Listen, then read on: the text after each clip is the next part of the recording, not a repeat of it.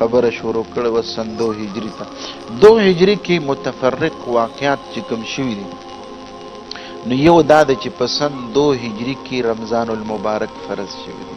د رمضان روزې په سن 2 هجري کې صدقه فطر او د زکات نصاب چې دی نو دا په سن 2 هجري کې دی.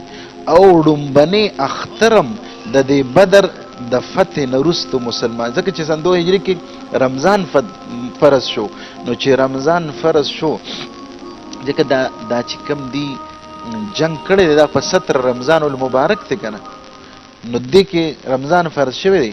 نو چې فتح وشوه نو لومبنې اختر چې مسلمانانو منعو کړی دی نو هغه داسې په عجیبه شان سره، ځکه چې الله مسلمانانو ته یو عظیمه فتح ورکړی ده او د هغې نه پس دا لومبنې اخترو نو دا عیدګاه ته چې مسلمانان روځي نو یو د تکبیر او د تحلیل هغه نارې یو عجیبه منظر و.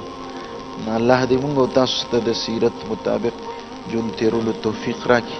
انشاءالله بیا مخکې د جنگ بدر نه پس چې کم بیا نور غزوات دي حالات دي انشاءالله مخکې به وایو. اللهم لك الحمد كما انت اهل فصل على محمد كما انت اهل فالبنا ما انت اهل فانك اهل التقوى والامر.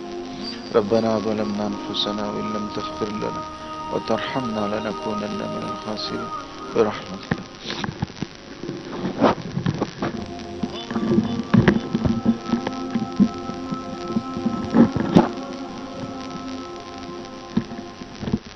سړی حکمران دی که نه چې د هغه په خپله په ټول عمر په شرابو کې پرورش شي، نو هغه تاله لګیا دي شراب خانې بندوي که نه.